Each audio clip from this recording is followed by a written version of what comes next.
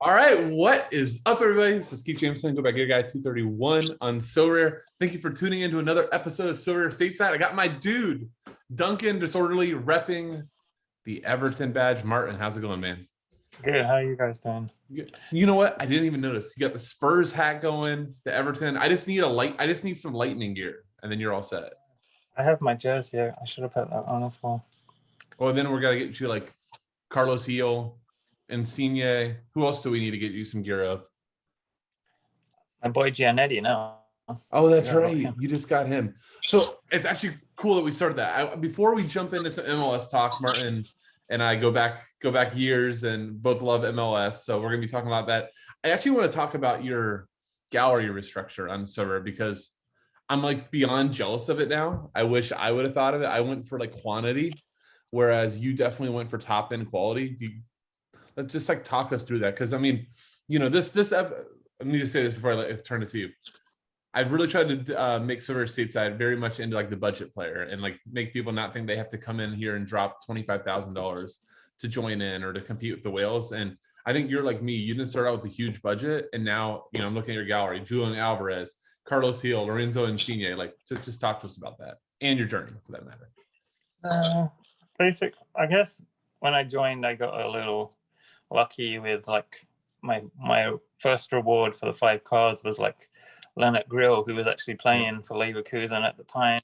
So that was nice because I could flip that for money. Then before MLS last year, I was buying goalkeepers for like silly amounts, but then able to turn them around for even sillier amounts. So it kind of helped me build up some balance. Didn't you have like Jimmy Maurer for like 0.8 or something? Yeah, I sold him for about 0.8 before last season. So it was crazy. So then luckily during the season, I managed to get a few decent cards like Alvarez, Russell, and Sorare, and a few others. So that kind of helped me get my gallery part of the way. But then I still had like a bunch of like European guys, but I was kind of playing Europe and kind of was not really having any kind of success at all. Maybe like the odd tier 3 card or whatever, but nothing like that was like ever gonna be worth much to me. So then I kind of was trying to think what I can do to go to the next step. So then I guess I kind of decided maybe I should go more in on the Americas, MLS specifically. So basically I just decided to trade in all my European cards to get some of the top end MLS players. And though I had to sacrifice maybe a month or 2 of playing, hopefully now we get into MLS, that will pay off for me. And hopefully I can win some cards and then start building back into Europe again for next season. Yeah, hopefully if we can like time the dip right this time. So before we jump to the MLS, like me and you talked about this before you did it. And, I was like, dude, I think you just need to grind the ETH more. And I will tell you, I think what you end up doing, like some of these, like where you got Heel, where you got some of the other guys you invested in, even Insigne, like you've grown more in their value than you would have gotten grinding ETH, right? Yeah, I mean, like, right now, yeah, like the prices have gone kind of crazy. So though I paid like a fair amount for them, I guess at the time, I mean, they probably still grown like 10-20% even further. Right, but what did you pay for Carlos Heel? Do you remember? It was like I traded like a bunch of guys, so maybe it was like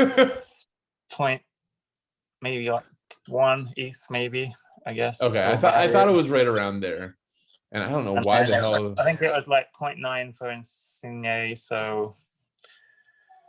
Which you're up on him too. Why can't I find Carlos Heel? See, my Sorare data goes Carlos Heel is not ever finding my gallery, so it won't even let me find him on here. But anyhow, I mean, I think he's at what, like 1.7, 1.8 now, or is he even to 2? So I think he was, last time I looked, I think he was like mid to high 1s. So yeah, which still might be underpriced. Yeah, so. I mean, I'm hoping like if he's anything, like even if he dips a little bit from last season, I think he's still going to be pretty elite numbers. And I mean, I was kind of annoyed with these CONCACAF Champions League games being delayed, so I kind of had to wait another 2 weeks to use him. But hopefully, come this weekend. Well, this weekend you're good. You face Portland without center back, so it should be good. So let's just jump like right into. I'm going to pull up what I kind of warned you that we're going to talk about. So we'll talk about New England a little bit, but there's one thing. Started a heated Twitter debate. Me and you have been debating it for weeks, if not months. When I texted you, I'm like, "Hey, Martin, you know who's underpriced? Josef Martinez," and you're like, "He sucks." I will let you take the floor, and then I will defend my take. Basically, for me, he was an elite forward pre-injury. Pre-injury, okay, good. So then the injury, pretty bad injury, obviously. So it's obviously gonna take a toll on any player. And then last season he came back. He kind of, to me, was kind of a flat track bully against like lower end teams. He kind of racked up his numbers, and then against better teams, he kind of was struggling somewhat. I think he got like something like 2/3 of his goals were against like Cincinnati, DC, and somewhat just like Toronto, I think. So sounds about right. But Cincinnati. So I don't like, he just misses that burst for me from what he used to look like. Obviously in the East, there's still going to be enough teams that you can beat up on in theory, where you can get those easy goals. So I don't like, when I say that he's finished or whatever to people, obviously it may be a slight exaggeration, but he's not, to me, he's not like a 30 goal forward anymore. Definitely from looking at him. And no, I think that those are great points. I mean, where I've kind of been standing on him is that, you know, just from being in like so many other sports, you see guys with the ACLs that the first year back is just, it's not the same, but that second year back, a lot of times you see the burst. And look, if he doesn't have it, like he doesn't have it. Like that was the big thing about Josef, was like that first step, kind of the ability to be a bully, create the space, and then whip something off. So that's part of my thing. And then you actually hit on the reason, though, I am still bullish. I'm bullish on almost anybody in the East. Like the East is so bad. Like Charlotte's going to be terrible. Like, you know, our mutual friend, sorry, I don't know if that phone call goes through, but our mutual friend Trip and B, I know he's a big fan of them, but like he thinks their defense is going to be good. What I've always seen from bad teams is if the front's bad, the midfield's bad, it doesn't matter how good the back line is. Like you're exposed to wolves if you can't keep the ball. So, you know, I think Charlotte's going to be terrible. I think Cincinnati's still going to leak goals, even if they're a little bit better. Miami's going to be terrible. Like we have like the three worst teams in the MLS are all in the East. Yeah, I mean, there's definitely some teams that you could potentially put up some numbers against. I mean, again, I need to see that burst from him before I believe like he's an elite forward again. But he could, even if he's not an elite forward, he could get 15 goals pretty easily against bad teams. So, I mean, and at home, the Benz is a good place to play too. So, I mean, Martin, did you see the burst when Jose Jimenez decided to back pass it to him in the qualifier? I mean, there was burst there. He's like, holy crap, no defenders. All right, I'm going to get this ball. So, there you go. All right. So I just, a lot of it is like, I don't like Atlanta because and with the rivalry with Orlando, obviously. So, and people, I don't like, people make up they're going to be an amazing team. I don't really see that myself. I think they will miss Barco a lot. Almeida could be okay. I don't think he'll be as good as Barco was offensively. And they kind of a while too. You know, like Barco didn't hit the ground running right away. Like Barco, like literally took 3 years to get that last Barco run. So, I mean, I don't know. I don't really know what to like. I mean, they should make the playoffs, but I don't think they're going to be like a front, like top 2 or 3 team in the East. That's fair. So let's jump to it. We're going to jump a little bit out of order on middle topics here as we get through. So what do you think is an overlooked team right now that, you know, people aren't really talking about that, you know, could make a run? Like a team that I kind of quite interested in is Dallas. I think they're a little bit under the radar with some of the players that they brought in. I think like Velasco could be very interesting. I kind of like Pomykal now in the middle. If he, I mean, obviously, again, his the health for him, but if he stays healthy, I think he could have a very nice year.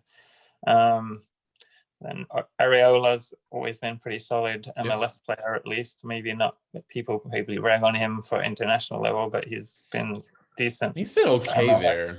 He's been okay there. And then, like, obviously, Ferreira going to be more of a pure forward this season. So let's talk about that on Sorare though, because I think I got one of those questions from somebody for us to talk about, but like, how do you take that? Because I saw him now playing as the 9, and I even was like reading stuff that he's struggling, like he's wanting to drop way too deep too. So like, obviously the coaching staff's telling him to be more forward, but that's going to hurt his all around too. Like, what is your take? Yeah, I think he's going to be less. He's going to be more decisive dependent for sure this season. So yeah, I don't really see the AA scores are going to be as high. I mean, I don't see how they could be, because I think there's going to be other people taking. I think between Velasco, Pomykal, and Areola, they're going to take a lot of sets between those three. So I don't really see that Ferreira is going to be taking any of those. I mean, I think he'll grow into the role, and maybe Yara can help him with that, because he's more of like the prototypical forward. So there's a plotter for you. I mean, he's been a bit, obviously not really done that great since he joined Dallas, but maybe he can be useful to help for learn how to play. Or you know, I was thinking about this too when they didn't get rid of Yara, is that, you know, I've always thought like one of the best things for number 10 is to have a great 9 in front of you, or a 9 that attracts a ton of attention, which, you know, I've seen a lot of people saying Pepe's overrated or all those things. Well, Pepe took attention, if nothing else. So that means more space for Ferreira behind him. You know, Ferreira on his own, now he's going to have to deal with a lot more condensed space, and we'll have to see what he does with it. But I think that, you know, we saw a little bit of a pump on Ferreira price. You know, it probably is very efficient where it's at, if not maybe even a little bit heated. Yeah. I think, I mean, he's probably, I mean, obviously the U23 is going to cost a lot more with like at least 3 more years, and not many forwards who are going to be consistent starters. But I mean, I think he'll still be like decent, but I don't think he's going to be like close to like putting up the huge numbers unless he bangs in a bunch of goals and assists. Right. I mean, I just don't see how it's going to be possible for him to get those AA points, really, you know. Yeah, but you know what? Decisives are so important, and realistically, you know, I've thought about this, and I've talked to a few people about this. One thing I think sometimes, especially at forward, we get caught up with, like, it's great to have like Johnny Russell all around, or like, you know, at the midfield heel, but like a majority of forwards, if you don't get a decisive, you're not getting 60 anyways. Like, you're getting 50, and with the way and how competitive Sorare is getting, it's not like you're gonna be podium with, if you know you get 49. Like, it's a great all around. 14 all around for a forward, it's great, but 49 ain't getting you to a podium. Right. So yeah, I mean that was more my like way under the radar team. I like that. I mean, for another team, I don't really say that under the radar. I mean, like Galaxy, I kind of look like the look of them, but they're not really I don't think they're really under the radar, but they look like really good preseason. I mean, obviously you can't really take that much from preseason, but I mean, I really like Cabral's look good. Chicharito stays healthy. Great, yeah. Then they got Alvarez, young, Araujo. But is he gonna even play? So like, I sold my Alvarez's when they got Douglas Costa, because, you know, they hadn't signed Victor Vasquez back, who is Greg Vanny's boy, like, is obsessed with that guy. And then they hadn't signed Costa. So I picked up a few Efrain Alvarez, going like, all right, the road's finally paved for him to be part of the team. And then they go pick up 2 guys to throw right in front of him. It's going to be a little bit harder, but I think there'll still be plenty of time for him. Yeah, he's super talented. It was just like, for me, it was like, I think I picked both of them up at like 0.08 or 0.09. And like, I still remember, I was like at Busch Gardens, and all of a sudden I looked down at my phone and somebody offered me 0.2, and I'm like, hold on, quick Twitter, make sure I didn't miss that he went to River along with every other freaking creative playmaker. No, he didn't. Okay, sounds great to me. So, I mean, I think the problem there might be like center backs and goalkeeper. I mean, that would be the only like downside to that team, I would say. I'm not really sure. Yeah, and the midfield spots are weird. I know that they have I kind of like, Ravelson. yeah, he's one of my favorite players actually. I love that guy. He'll be a great Sorare card. That's one of the. Yeah, that's I didn't think definitely about one that. that I'll be looking out for. I don't know. Marquis Delgado's never really done much for me. I would rather have Jonathan Dos Santos, but yeah, he's another kind of like solid MLS player. I think he'll be okay. That he won't like pull up any trees, but he'll bring some stability maybe to the midfield. Yeah, I think that would be the most interesting thing is if that midfield's any good. Because Vasquez has lost a step. Alvarez, I think, is a little bit more attacking minded than he is, wanting to track back. So it'll just be interesting what Vanny can do with them. But I like that call. So here's my call, Martin. Tell me, I don't know if this is under the radar. It's completely biased. So one thing I was to say, and I saw you chatting about this too. Everybody that's going to talk like Sorare or like even talk content, there's always going to be a certain amount of bias with what you're saying. Because if you spent thousands of dollars on Sorare cards, it probably means that you liked the player. But I do think the crew is a team. And there's one big reason I like the crew this year to make a step back. And I think that's Arthur coming back in. I think he's truly one of the best midfielders in the MLS when he's healthy, full box to box. He's also going to take a ton of pressure off the Nagby. And I think just, all of a sudden you have that in front of the back line. I'm blanking on the dude's name. They just signed an Austrian international to, it's either going to be him or Williams with Mensa. I just think that whole entire team, Arthur just changes so much. Now they have two good strikers. I know you're a Miguel Berry believer. I think he's super talented. I hope that he starts over Zardes personally. But then even bringing a guy like Zardes off the bench, I mean, how many MLS teams can bring a Josef Martinez off the bench or a Miguel Berry off the bench for that matter? So I think it'll be interesting. Potentially, if you could play both of them as well, because they're kind of different kind of players. More Berry's more of like a poacher, and Zardes is kind of a hold up, so they might play well off each other. So, well, I think from everything I'm reading, I know that they think Etienne has made like huge strides. Used to be at Red Bull, and now they're moving Pedro Santos to left back. Which, by the way, he was on my videos. I'm completely biased and say Pedro Santos because I have a super rare and a rare. It was on the cover of my midfield video, but Pedro Santos, when he was playing left back last year, absolutely crushed because he's super aggressive in duels. And he's better than most wingers, so he's winning those duels, and he's still getting his crosses sent in. So I think Pedro Santos, as a left back, not only for real life but even for Sorare, is a really good shout too. Yeah, definitely. And he takes PKs, Martin. Takes PKs. Hopefully, he did. I mean, yeah, I definitely agree with Arthur as being like key to the balance of that team. They missed him a lot. He shields the back four, and then he links up the play with the attackers. Yep. So if he stays healthy, which is a big if, then that team should take on leaps and bounds and definitely should be in the playoffs, I would say. Yeah. I mean, look, we're 2 years removed from them being cup favorites, but, now we just are seeing just all this talk. I kind of feel like some people are bringing up Columbus as a comeback, but, I really think so. And a great goalkeeper. I saw, as a room owner, I was very happy to see like 2 or 3 alerts today for like Eli Room 0.55, like 0.57. I'm like, all right, let's roll. Your favorite buy right now on Sorare? Whether you have him or you don't, like even a guy that you're eyeing up, you're like, I'd love that. I mean, and obviously we're talking MLS.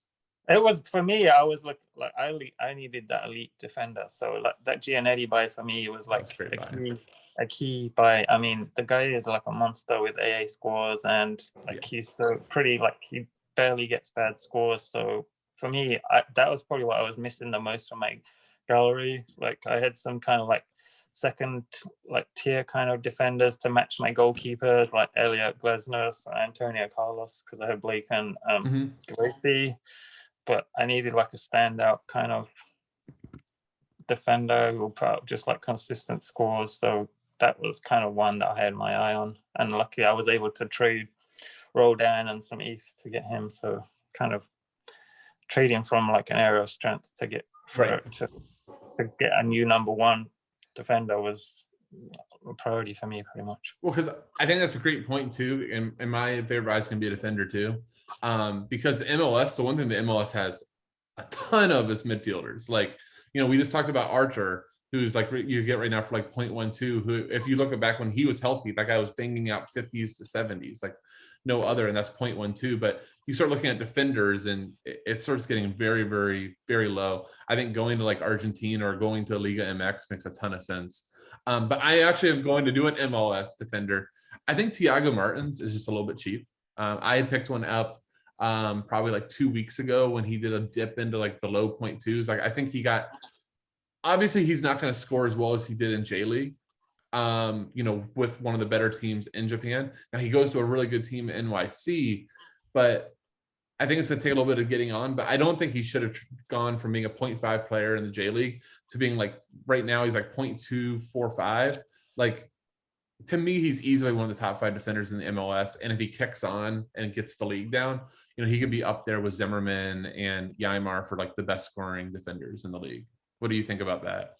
Yeah, he seems to be. I mean, I haven't really seen him play, so yeah. But I mean, scoring wise, he's been pretty good in Japan, and obviously NYC is a good team. So I mean, I did see he wasn't even on the bench today. So Visa. So I looked it up before I tell people, like, here's my favorite, a visa issue. So many of these guys are struggling with that, which is crazy. I guess they have kind of like two pretty MLS wise pretty solid center backs. I don't really know how that's going to work with whether they sometimes switch to a 3 or.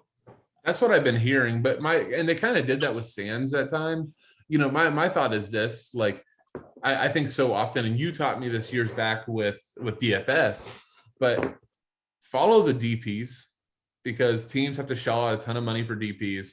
They don't get too many spots. It's a huge part of the budget. And if a team is going to prioritize a DP spot on a guy, it means they like him and they're going to have to give him go. So Thiago Martins is one of the only DP defenders in all the MLS.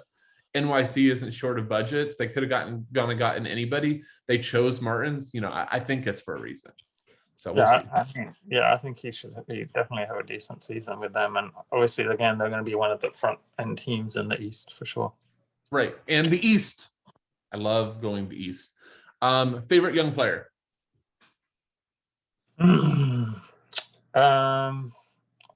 Bias wise, Facu Torres is going to be like a huge player for Orlando, I think. I mean, especially as how much is his card going to be? I don't know. Like, if he starts the season well, then it's going to push like East, I would say, definitely easily.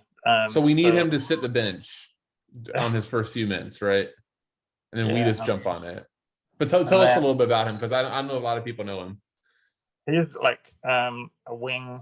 He can switch left and right wing. He was played for Penarol. He's been played international games for Uruguay already in the qualifying. Just like a dynamic player who can score and like create very well. So if he can, he's kind of the replacement for Nani. So obviously that's quite a big role for him to fill. So like he's young, 19 or whatever. So it may take him a little time to ease in. And I mean, you can't really expect him to produce like Nani straight away. But definitely as the season goes on, I expect him to have play some great stuff. And then when Kara's fit, hopefully will be soon. I think the link up between him and Kara should be quite an elite two attackers for Orlando. So I mean, again, he's replacing DK, so huge boots to fill again. So and then Pereira's going to be the 10, right? Right. So he's going to be in like the number 10 role.